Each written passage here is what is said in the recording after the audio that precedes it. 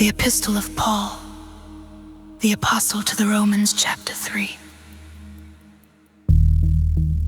What advantage then hath the Jew?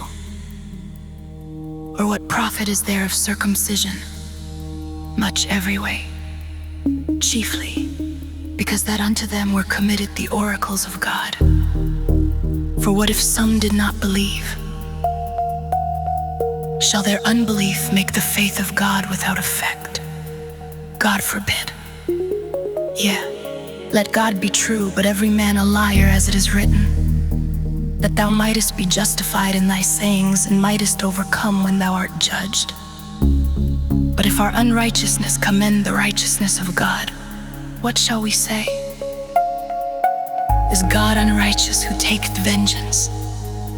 I speak as a man, God forbid. For then how shall God judge the world?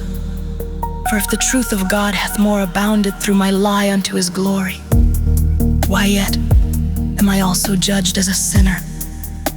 And not rather, as we be slanderously reported, and as some affirm that we say, let us do evil that good may come, whose damnation is just. What then?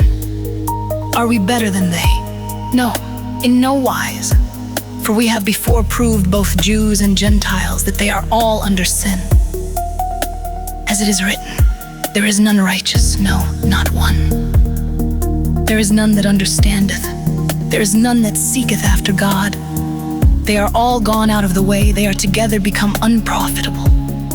There is none that doeth good, no, not one.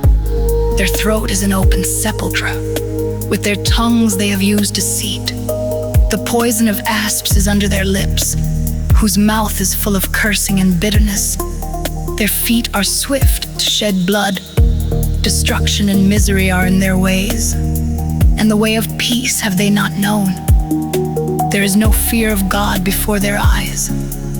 Now we know that what things soever the law saith, it saith to them who are under the law, that every mouth may be stopped, and all the world may become guilty before God.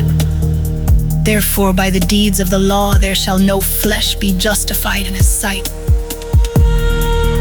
For by the law is the knowledge of sin, but now the righteousness of God without the law is manifested, being witnessed by the law and the prophets, even the righteousness of God which is by faith of Jesus Christ unto all and upon all them that believe. For there is no difference, for all have sinned and come short of the glory of God, being justified freely by his grace through the redemption that is in Christ Jesus, whom God hath set forth to be a propitiation through faith in his blood, to declare his righteousness for the remission of sins that are past, through the forbearance of God. To declare, I say, at this time his righteousness, that he might be just, and the justifier of him which believeth in Jesus. Where is boasting then? It is excluded. By what law? Of works? Nay, but by the law of faith. Therefore we conclude that a man is justified by faith without the deeds of the law. Is he the God of the Jews only? Is he not also of the Gentiles? Yes, of the Gentiles also, seeing it is one God, which shall justify the circumcision by faith, and uncircumcision through faith. Do we then make void the law through faith? God forbid.